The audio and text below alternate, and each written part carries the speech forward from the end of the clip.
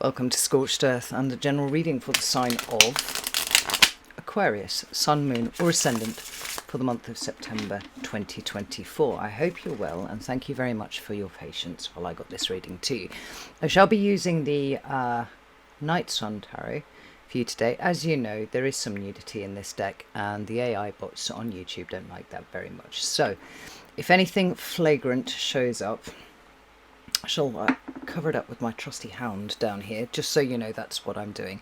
What else to tell you? If the reading resonates with you and you'd like to go a little bit deeper, there will be an extended that you can access at the end. That is the first link in the description box below.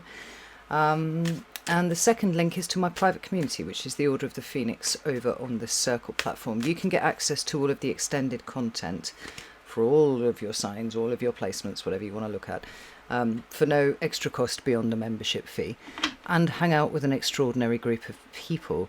We actually have an Aquarius running a little data collection experiment at the moment, which is fascinating. I'm looking forward to seeing the outcome of that. Anyhow, Aquarius, let us not dwell. Let's get straight to the point. So, could I have 3 cards for Aquarius, please? We have to talk to.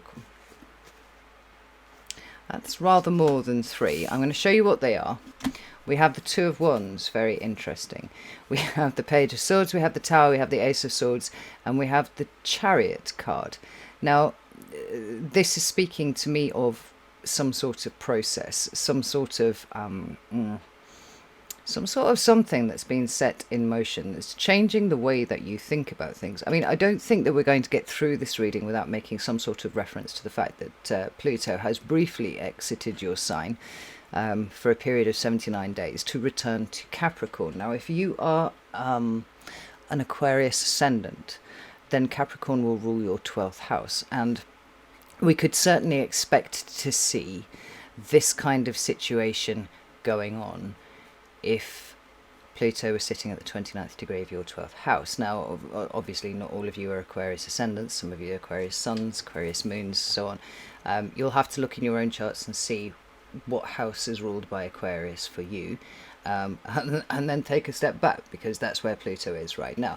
We have self-awareness, we have self-knowledge, self-motivation, self-discipline, balancing of all parts of the self, including the dark parts of self, going on here with the Chariot. I'm kind of doing this in reverse order actually, but it still applies. We have the Ace of Swords, which really is a breakthrough in our mental processes. It can be ideas, it can be creativity, but generally it's a true epiphany moment. We have the Tower, which often precedes such epiphany moments. The Page of Swords, I feel, is a willingness to actually go there with ourselves in the first place, right? We're looking for information because something needs to change, and then it seems to happen all at once. And then we have the Two of Wands, weighing up on balance, whether it is right to go this way or whether we continue on with the way things that have been forever, and particularly in terms of how we engage with ourselves and our own processes, emotional or otherwise. So I'm going to take all of these cards, I'm going to put them back into the middle of the deck, shuffle again, and we'll try that one again. Just see if any of them would like to come out again, whether we get a kind of a restatement of that same message, just, you know, laid out differently. Let me have 3 cards for Aquarius, please. Oh, God. Right. We've the Queen of Pentacles in reverse, and we've got the Nine of Swords in reverse. This is quite interesting. Okay, well, there's the Capricorn energy right there. Current energy for Aquarius, please. Where are we at? Strength. Fascinating. This is your opposite sign on the zodiac. Now, you share an axis with Leo. Yeah,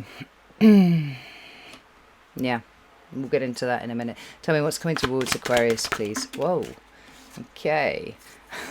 Well, we have the Chariot again, we have the Three of Cups, and we have the Seven of Swords. I'm going to take them that way because I did kind of knock them with my finger as they came out, which caused them to spin. We have the Two of Cups at the bottom of the deck, and I have a vague recollection, although I cannot testify to that exactly, that there's a lot in the realm of emotional that's coming up for you at the moment, Aquarius, or certainly it was in the last month's reading. If I thought about it, I should have gone back and checked what I'd actually called last month's reading, because I feel like there's a continuation of a story going on here. But perhaps it'll come to me over the course of the reading, I don't know. Let's give these another good shuffle and tell me why they're here, please. We have the Ten of Swords, very interesting.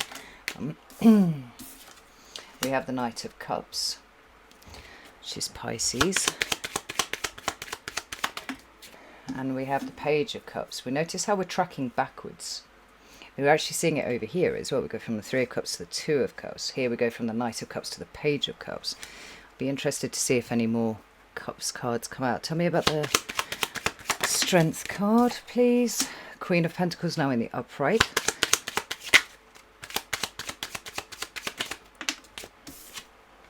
Page of Wands in the reverse. Tell me about the Chariot and the Three of Cups. We have the Seven of Wands, the Hierophant reversed, and the Star in the upright to finish. How absolutely extraordinary. So if you can hear the dogs in the background. We have more Pisces energy over here. Now, obviously, there's a lot of focus on Pluto at the moment because, Pluto changing signs is kind of a big deal. It doesn't happen that often. And in fact, when Pluto goes back into your sign on the 19th of November, he will, despite retrograding at various points, remain in Aquarius until, I think, 2044. This is a big transit. But what is being mentioned probably slightly less is Saturn in Pisces, which is currently in retrograde. Now, the reason why this would be important for you, Aquarius, is because although Uranus is the modern day ruler of Aquarius, in traditional Hellenistic astrology, ancient astrology, Saturn was actually the ruler of Aquarius. And so I think it's always useful to, when considering anything that's going on, look to all of the information, not just the modern interpretation of the information. And what I see coming through here is somewhat of a rebirth for you, Aquarius. Not only is Pluto kind of dipping from your sign just briefly, going back and giving you an opportunity to coalesce what you have learned since 2008 in whatever sign, in whatever house, beg your pardon, Pluto's been sat. To help you move forwards, devoid of the baggage that you may have been carrying around with you and not realised. But we also have your traditional ruling planet in the sign of Pisces, right? A planet that talks about limitations and restrictions and the boundaries of what is possible in a sign that is all to do with dissolution, right? Pisces is about faith and spirituality and medicine and poison and all manner of things besides, right? Oceans and floods and emotion and whatnot. But it talks about breaking down things, right? The energy of Pisces is working away on your traditional ruling planet. So what I see here is somewhat uncomfortable. She says, sliding off her chair, somewhat uncomfortable, but nevertheless like one last push through until we start accessing a very different kind of energy for you. Quite simply because what was the edges of you, what were the boundaries of you are getting ready to expand beyond where you thought they were and occupy a place much further away. I mean, we'll get to that in a second. Relationships, emotions, intimacy, these things are all highlighted, as well as your intuition, right? As well as your connection to your higher self, source, the universe, God, however you want to put it. This sense of you being connected to something much, much bigger than you, right? So let's start over here first. This is your recent past. By recent past, we could literally be talking about this morning when you got out of bed, or we could be going back, I don't know, anything up to about 6 weeks. The point is it's recent and it's gone. And we have both the Queen of Pentacles in reverse, and we also have the Nine of Swords. Now, ordinarily, I would like to see the Nine of Swords in the upright, in the reverse. Because in a normal depiction of the Nine of Swords, we have great mental disquiet. I think that's probably the best way of putting it. It represents insomnia, it represents worry, concern. It can even represent things like, I don't know, mental illness, everything right the way up to that. Because for me, the Nine of Swords represents the way that you manage your mind. Do you manage your mind, or does your mind manage you? So when it shows up in the reverse, what we've got is a situation whereby everything was out of perspective and now it's coming back into perspective, right? And there's a certain ending that comes with that. When we go from wherever we've been, we bring it back down to brass tacks and we're like, actually, it is what it is. I've got my perspective right. Quite often, something ends in that space. But without jumping ahead to the Ten of Swords too quickly here, Fabio Lustrani has illustrated this card really quite differently. We still see those 9 swords, and we do see that they are, the ground itself is bleeding from the presence of the swords. But it's almost like the swords are secondary to the main image on the card, and that is the flower that's growing up through the middle of it to reach towards the sun. Incidentally, another symbol that represents Leo more often than not. And so here in the upright, rather than talking about all of the things that I spoke of before, what we have here is a situation whereby, despite all the difficult things that have happened, we are reaching towards faith and hope and joy and all of those good things. Hope springs eternal and all that stuff. But it's in the reverse. So we have an absence of hope. We have an absence of feeling like we've really broken through. We are indeed, in fact, right in the midst of everything. And we see that same message really being echoed by the presence of the Queen of Pentacles in reverse. Now, the Queen of Pentacles, for me, representing Capricorn, is a card of truly understanding value. And that isn't just value of money and stuff and things, although there is quite often a material component to anything to do with the Pentacles suit. It really is about a sense of self-worth that emanates from within and not without. The Queen of Pentacles understands innately the value of investing in herself because she herself is worth it. I actually said that to Taurus in their reading. It was like a L'Oreal advert, 'cause you're worth it, right?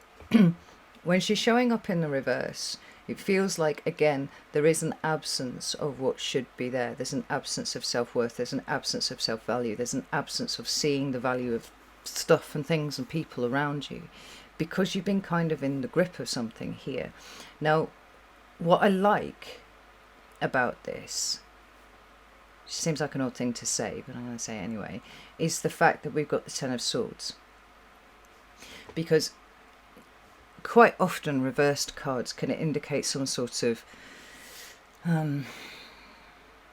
delay to us coming out of that energy, right? It's kind of like nothing's happening. The energy itself is blocked. But the fact that the Ten of Swords is here doesn't feel like that's the case. I mean, I wonder if this Queen of Pentacles and this Nine of Swords in reverse is speaking more to the fact that you recognize now that a lot of your life and a lot of the way that you think about things and a lot of the way that you've interacted with other people, decisions you've made, roads you've walked down, whatever, have all come from a place of not really understanding your worth and being somewhat devoid of hope. The fact that the Ten of Swords is here means that we are moving towards an end, or you have moved towards an end with this particular way of thinking about yourself and about you, the way that you interact with the world. I mean, tens always denote some manner of completion. I wouldn't say they are always an end, because that thing doesn't really exist. All we have is creation of space for something new to move in. But also thinking about the major arcana, we have the Wheel of Fortune, which is numbered 10, and that quite clearly is not the end of the major arcana. but it does feel like a checkpoint. You know, whatever happens beyond that point, like, you're always going to be able to return to this. Here, it's about a conclusion in a particular way that you think about yourself and the world and people and intimacy, and, you know, the extent to which you are open and vulnerable and all that sort of stuff. Because things have been really hard. It's almost like, do you know, I'm going to go on a little side quest. Come here with me a second. I was having a conversation with a friend of mine today, and Pluto has just more or less concluded in her second house, and has been in her third house, which is Aquarius, obviously, for the last, what was it, 8 months or something like that, 9 months. And I have had, since 2008, Pluto on my ascendant. And he's, you know, drifted into my second house, and now he's coming back. And we were having a conversation today, and I said that I felt that I wasn't sure if it was Stockholm Syndrome or something like that, but I actually genuinely kind of missed Pluto being on my ascendant.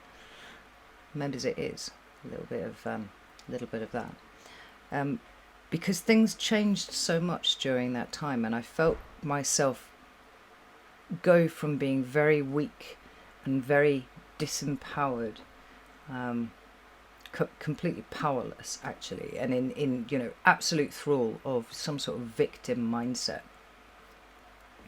Completely changed, completely, you know, 180 degrees changed my opinion of myself. And she said she'd had exactly the same feeling too. Now, in order for us to move forwards, in order for us to start engaging with life on a level that feels anything other than disempowering, we have to let go of outdated and limiting self-beliefs, self-talk, perspectives, all sorts of things. And that, by definition, requires letting go. Letting go of all sorts of things. So for me here, the Ten of Swords is about you letting go. You having let go of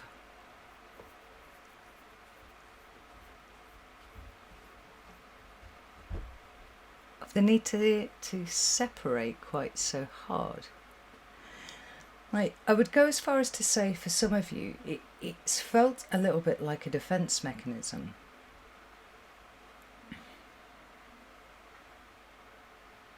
Like, I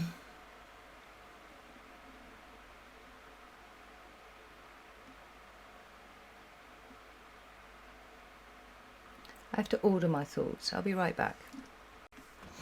I'm not entirely sure that I have ordered my thoughts exactly, but I cannot get away from this feeling that there is a recognition of a very spiky interior that has come up by way of a defense mechanism against the world.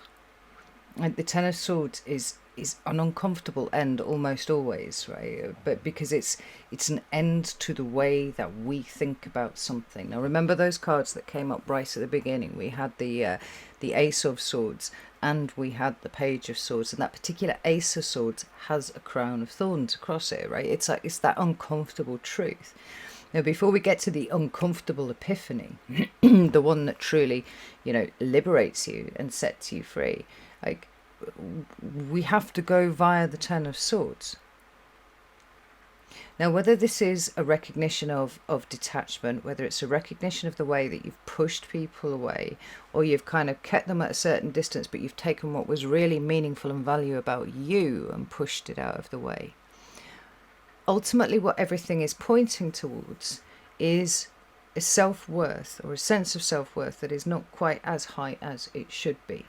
It feels like there's a revelation that has happened here. And maybe this has been happening for you while Pluto has been in your sign. Its second foray in, much longer than the first one. The first one, when it was only there for about 3 months or something like that, I think, and that was last year. And then we've had basically the whole of this year up until the beginning of September with it there. And you know, Pluto dredges. Pluto brings up things that we would frankly be more comfortable forgetting about. And he says, you know, tap, tap, tap, these things are still here. You have not dealt with these things yet. Whatever it is could be entirely different for each of you. But what's sitting at the bottom of it is the recognition that there has been some sort of discomfort that has been caused by seeing that at no point do you seem to have treated yourself as nicely as you deserve. And that by extension, for at least some of you, there has been a pushing away of others who might have formed some sort of meaningful connection with you that has come from a place of fear. It's just like, you don't get close to me, then you can't hurt me. If you don't get close to me, then, you know, I'm free, I'm liberated. We spoke, you know, fucking all the time is just blending in together now. I can't remember if it was beginning of this year or whether it was last year, and it might actually be last year. We talked about the notion of free will and the exercise of free will. And I remember we spent a couple of months on this because what was coming up in the cards was the question of to what extent any of us were really capable of exercising our free will if there was so much that was going on underneath that subconsciously was directing us in a way that we were not consciously aware of. If we wanted to properly exercise our free will consciously and mindfully, then we needed to eradicate some of the subconscious primers that would bark at us when we thought about doing something that had us kind of straying out of our lane, straying out of our comfort zone. Now, this is why I was telling you about Pluto going over my ascendant, right? That there's no way that you can have Pluto go across a major placement of yours or even enter a house that is a major placement of yours without truly feeling some incredibly intense energy, which is generally pretty confrontational. It's not confrontational with other people, it's confrontational with ourselves. And so kind of weaving all of this together, it's like the exercise of free will, the ability to be free, which is so very important to Aquarius. Freedom to think, freedom to speak, freedom to act, freedom to be. Like realizing that there's been so much of there that it's actually been seated in a lack of self-worth and a lack of hope, and maybe for some of you even something that has been approaching a sense of nihilism. It says that to me is coming to an end. There's something softer coming in its place, and maybe this is Saturn in Pisces.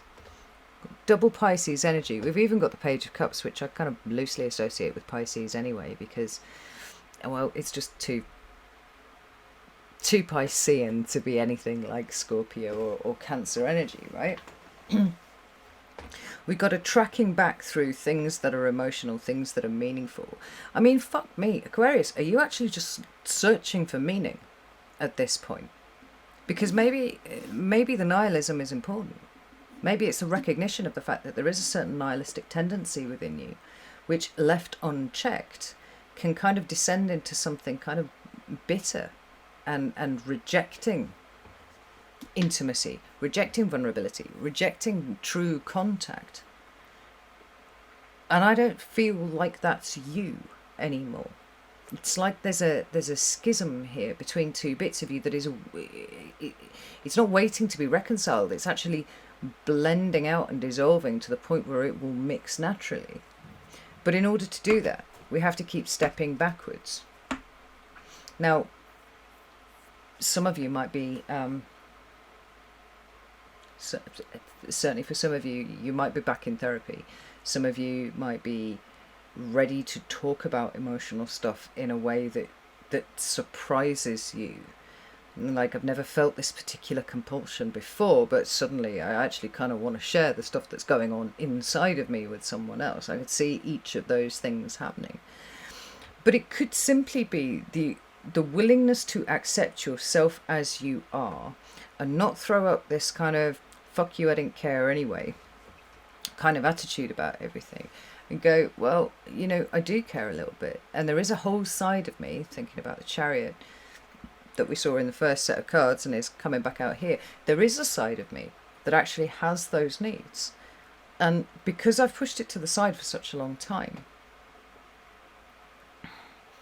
it's caused me to see the world in a very particular way. It's caused me to think about myself in a very particular way. It's caused me to fail to perceive the value where it actually is. And first and foremost, that being within you. This is huge, Aquarius. This is not a kind of bog standard weekly reading. I mean, this kind of energy that's playing on you here is massive, and in some ways you've got Pluto taking the pressure off just a little, because he's moved out of your sign, but he hasn't gone far. So if you're an early degree Aquarius anything, like, that pressure is still there. It's just kind of faded a little bit, or that intensity at least.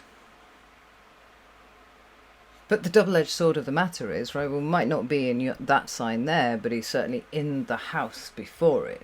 What is that? What's getting that one last push kind of energy? That's asking you to put something down because it's incompatible with a new way of seeing the world, right? With this kind of balance of self that we saw in the Chariot card, but we also saw being kind of catalyzed by your willingness to engage with it in a way that you had not before. And when we come to your current energy, we've got the Strength card there, and like I said, that is the card of Leo, and Leo is your opposite sign in the zodiac. Leo is associated with courage and bravery and all manner of other things besides actually children and all this stuff, you know. But I want to focus on the kind of energetic presentation of Leo, something that is potentially kind of confrontational to you, because Leo energy is very warm, it's very dry, it's the sun, it's literally the middle of things, it's the orthodoxy, right? Aquarius is all about the rejection of that in favour of the new, the innovative, the experimental, right? Extremely unorthodox in all ways that you do things. But I can't help but feel, particularly in light of the cards that I'm seeing here on the table and the conversations that we have had in previous months, that there is something of the sign of Leo that it would behoove you to kind of pull into yourself right now in the interest of making you more whole, rather than just wholesale rejecting anything that smacks of something emotional or smacks of something that speaks deeply to your heart.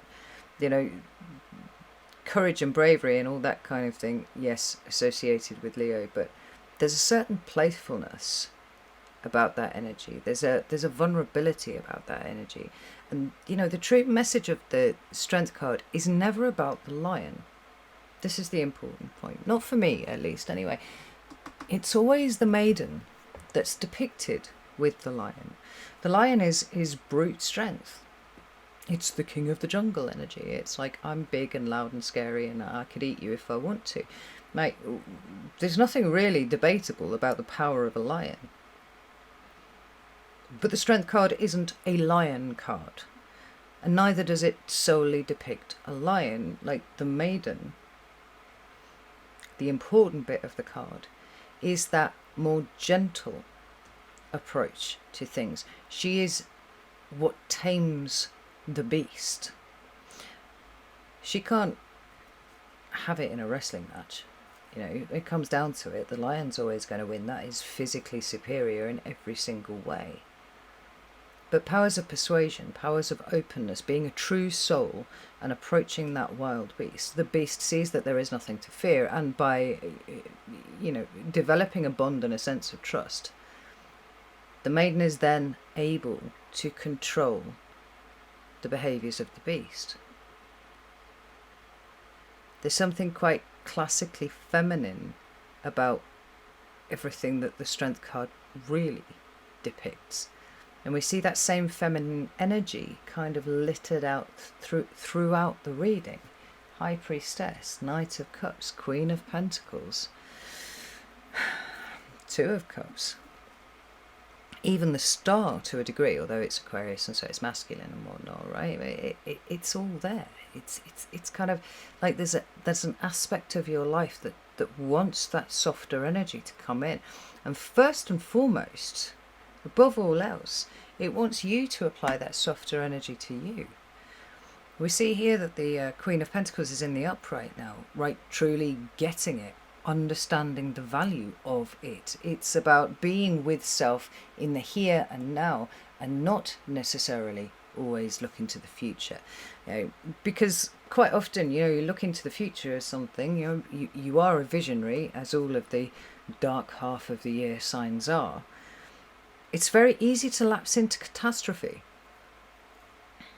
You see this a lot with Scorpio. You actually see it quite a lot with Capricorn as well. It's that sense of like, if I let you in, which is to say, if I open myself up, then there are a number of different timelines that would see me, cross the threshold into, where the outcome is me being hurt, or me being abandoned, or me being in a state where I regret the vulnerability that I showed.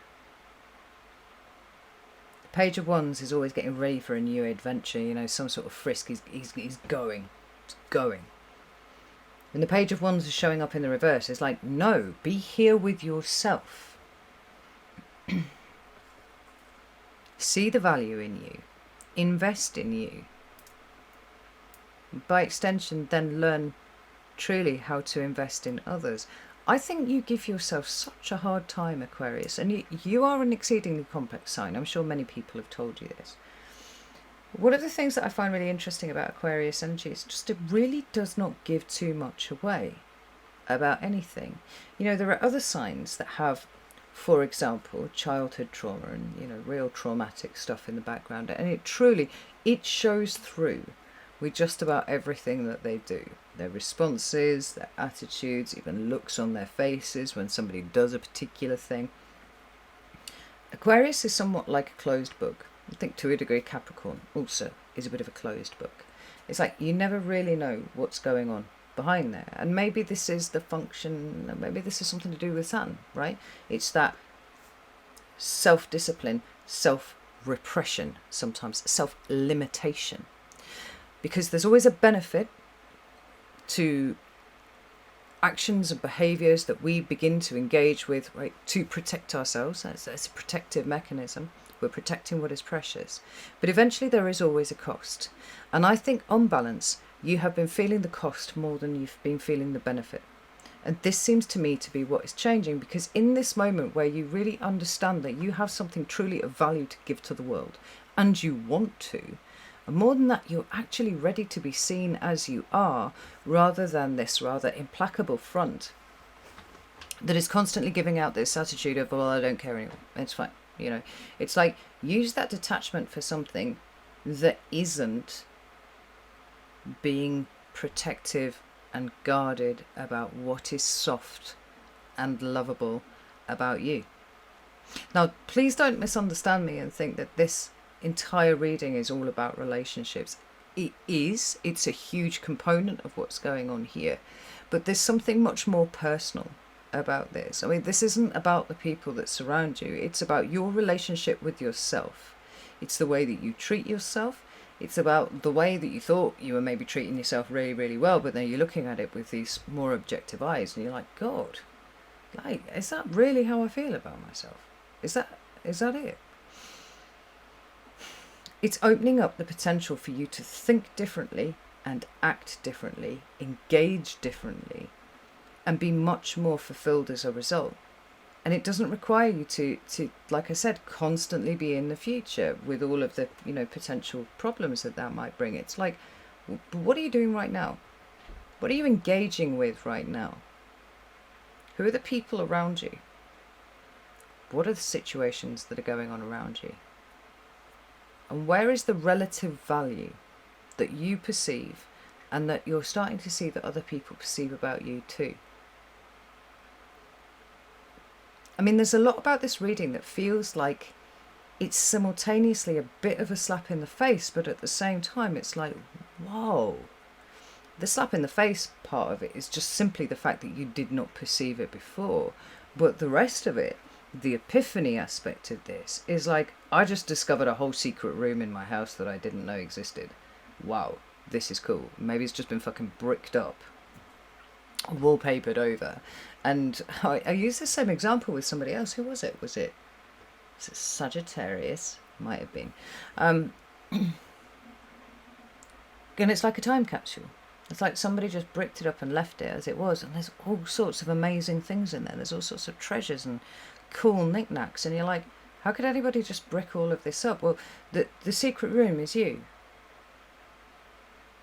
Treasures and the trinkets and all the things that are in there, Aquarius, are bits of you that are emotional, that are softer, that are gentle, that are not nearly as spiky as some of the other aspects of your personality.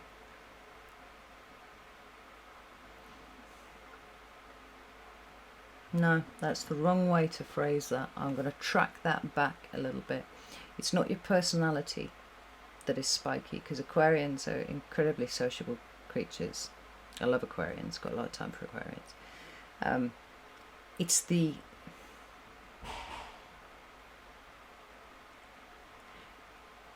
really deep part of you that you don't want anybody anywhere near. That's the bit that's spiky. And it's like that because it was hurting, I think. But you've done such a professional job of removing yourself from that, right? You don't look at it yourself, you don't let other people look at it either, that it feels like a mildly dissociative act to look at that little bit of you and recognize it as something that is actually part of you. It's like, was it last year? I think it might have been last year. I found my old passport from when I was like 12. I was going to France with the school, and I recognised me, obviously, because it was me. It was just 12-year-old me. But for the first time, I saw a child. I didn't see me and kind of, I used to look like that. No, I don't look like that. I mean, largely I've looked like this since I was 13, just with fewer wrinkles. But, you know, I saw the child, though. And I did not identify with that child anywhere near as much as I used to. Child was just like, hello, at the camera. But I knew everything that was going on in the background of her head, and I saw right there everything that was waiting to come out and kind of bubble out later on in her teens as absolute fucking dysfunction. And I didn't identify with it. It's me, it's not me. It's of me, it's not mine. It's that kind of energy that I'm feeling going on here, right? And the slightly dissociative aspect of it is actually really helpful, because it's showing you how far you have come. It's showing you how far these very rigid boundaries, no, not boundaries, limitations that have been put in place are being genuinely eroded by the energy of Pisces and what is flowing as a result. And when we come into your into September proper, we've got the Chariot, we've got the Three of Cups, and we've got the Seven of Swords. And I think this is really, really fascinating, because we've got the moon, Cancer, Cancer. Incredibly emotional sign, but a card that talks about, as I was talking before with the last set of cards that came out, balance of all of the parts of us, right? Incorporation, integration of all of the bits of us that have been pushed away, bringing those back to us. We have the Three of Cups, which is another Cancer card, another emotional card, and then we have Seven of Swords. All right, it's not a Cups card, but it is Moon in Aquarius. Moon in Aquarius. Like, you are touching a part of yourself in September that I think has been, to all intents and purposes, excised from your experience for as long as you can remember. Now, I don't know what it is that is causing this, aside from what I've talked about already. I do get the impression that there probably is some sort of catalyzing situation, but knowing you, Aquarius, is probably because you thought about it for long enough, right? And you thought about it from every different angle for long enough, and suddenly this something just clicks. Maybe you find a photo, maybe you look at that photo and you see you and you don't recognize you anymore. It could be something as literally symbolic. Something as symbolic as that, or it could be something else altogether. Anyway, like the Chariot is exactly what I was talking about there, right? It's the balance and all that kind of thing. It's the balancing of polarities, but it's everything to do with the self and how that then enables you to start setting goals and being determined and having a clearer idea of how you want to move forwards. And the honest to God truth is, like, you want to move forwards with people, you want to move forwards with community, but not in that kind of abstract, I like to go out on a Friday night and, catch up with people. I really do feel that there is a deep and abiding craving for intimacy, Aquarius, that you were so disappointed in at some point earlier on in your life that you have literally cast it to the furthest edges of your existence and denied its existence for as long as you can remember. And there's something quite startling, there's something quite confrontational about realizing that you've just suddenly connected with a part of yourself that you don't recognize, but that you know is of you. And it's all around these relationships with other people. Like I said, we've got Moon in Aquarius, which is, kind of a little bit, generally speaking, but like it's your sign. It's the Moon in your sign. And the meaning of this card, the meaning of the Seven of Swords, is often to do with, well, let's be clear. In a lot of decks, that card is known as the Thief card. It talks about some sort of mega deception, whether that is of someone to you or you to someone, or most often in the way that I read the card, it's a deception of self, like a recognition of a deception of self.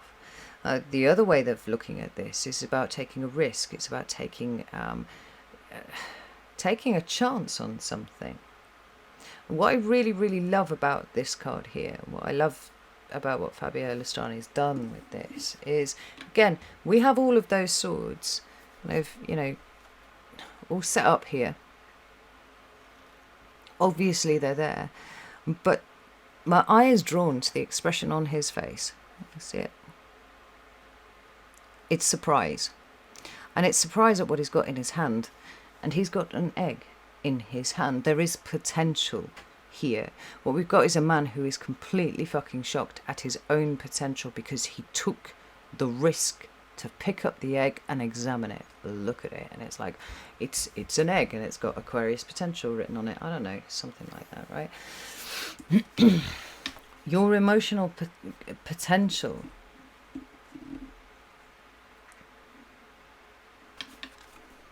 Right, let's be clear, Aquarius. Well, we're not talking about the extent to which you let yourself feel happy or the extent to which you allow yourself to feel any emotions at all. I mean, I really do feel that what's happening here for you in September is the ability to be able to connect with such a deep part of you that is quite emotional and it is quite soft in nature, that all of a sudden there are lots of things about the way that your mind has worked, the way that you see the world, the way that you perceive reality, that shifts and changes in front of you. And for the better. It morphs, it opens out, and suddenly there is a range of experiences that feel novel and feel incredibly fulfilling. Like, the Seven of Wands is a card of being defensive or being guarded, right? See, similar kind of seven energy. is often about dealing with one's own personal limitations, right? How do we move past them? 7 is a number of somebody who is looking for answers, and I said that right at the beginning. It was like, because you're willing to look for the answers to these things, you don't lose any of your personal power. You don't actually lose any of your objectivity or whatnot by allowing that part of yourself to exist anymore. If anything, I think it becomes stronger. But you may find the whole process a little destabilizing in the month of September, because we do have the Hierophant in reverse. In the upright, he does talk about stability and longevity and all manner of other things besides. Sometimes the Hierophant can be a commentary on the stability of society, societal structures, societal institutions. When he shows up in a reversed state, what we have is an instability. We have something that has stood for a very long time that is starting to shake. And I feel like, for everything that we've been talking about here, Aquarius, what is starting to shake, with the tremors that are coming through, are all of the nature of what is falling away in here and in here. Now, there may well be a corresponding external situation that is mirroring what is happening inside, and so there is a possibility that there will be things that might fall away this month. But by and large, on the whole, I don't think anything that is falling away is going to be mourned. It doesn't feel to me like it's going to be lost. It's more like going into the fridge and finding, I don't know, a bag of mouldy avocados at the back of the fridge drawer, and you're like, oh, fuck's sake, I didn't even realise that I'd left those in there. And you don't think about it. You take them out of the fridge and you either put them in the compost bin, or, I don't know, you feed them to your ducks, or you put them in the bin. Either way, there's no mourning, there's no grief, there's no nothing. It's just like a recognition of something that is well past its fucking sell-by date. And you're like, well, it's time to launch it. What felt like it was a struggle over here, over the course of September, feels like it is something that is not only beginning to pick up speed, the more that you are kind of allowing yourself to lean into it, but it feels like it's getting stronger and stronger and stronger. And then we come to the Star. Now, that is your card. In the Major Arcana, that is an Aquarius card. And it represents the future, in amongst other things. It also represents the healing that comes after the tempestuous energy of the Tower. In fact, there's a train of thought within tarot that the Tower is inherently masculine. Think about the shape, you know why. And then the Star is the feminine energy that kind of mops up after that, makes everything better, nurses wounds and all that sort of thing. I mean, this is where the healing aspect of the Star card comes from, or the Star energy at least. But it's also sometimes called the Wish card. It's a card that represents your highest goals, hopes, dreams, aspirations. I mean, what do you dream about? What do you want out of life? I mean, these are questions that the Star would ask you.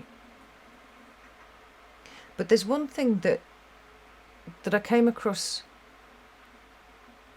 I didn't come across. I just said it one day, and I was like, "Oh, that makes sense." I've never actually heard anybody else say this. For me, the Star card represents connection, true, meaningful connection that is at once vulnerable and empowering, and requires a lot of trust, therefore usually indicates a lot of growth in the person concerned, right? Because you've got to open yourself right up, and that means pushing past any fear that you have of ridicule or exposure, or somebody poking you in your soft underbelly, whatever it is. Because I quite simply thought, what does it mean to wish upon a star?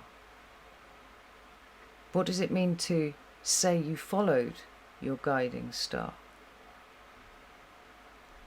In both of those instances, in that moment, right, there's a sense of some sort of connection between you and this big fucking celestial body in the sky.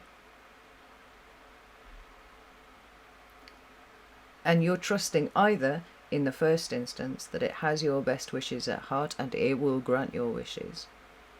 Or in the second, that wherever that star is going to lead, you are going to follow because it's got your best interests at heart. And it's going to take you somewhere that is better for you. So this star is actually talking to me about a hope that is profound and faith-filled, trust-filled. So much more than what could have been indicated by the Nine of Swords over here. I mean, this is permeating your entire being. I don't know if I said at the beginning, but I certainly thought it. Like, this feels like a rebirth month for you, Aquarius. And I mean, to a degree that would make sense. I mean, Pluto's been in your sign. He's been turning the screws, as he does. Trust me, you'll get Stockholm Syndrome yourself in 20 years' time. You'll be like, I want Pluto back. You might not, but...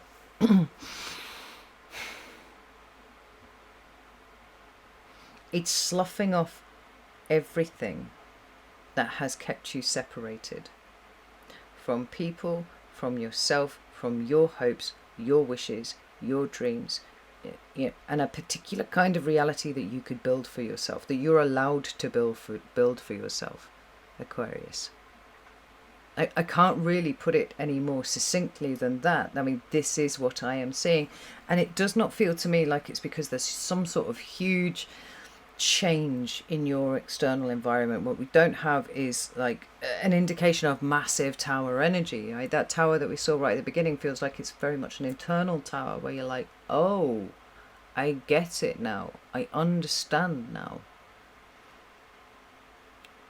This month seems to be aligning you with a purpose, or a sense of purpose possibly is more accurate, that you did not know that you had. Certainly a sense of self, certainly a deep awareness of identity that is not sort of foggy at the edges anymore.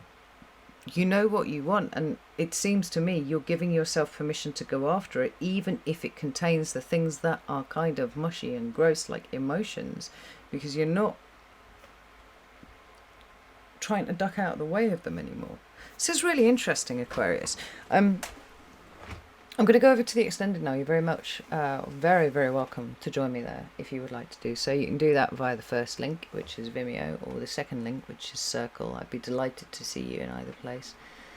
But if this is where we part ways, this is absolutely fine, no problem at all. I mean, I just think that you should be ready to resurface at the end of September, feeling like a whole new person. Like, some fairly fundamental things have changed, and because it's of the nature of swords, it literally is changing the way reality is showing up for you. And it's genuinely liberating, which is so very important. Right, I'm going to leave it there. Know that I love you all very, very much, and I'll see you soon.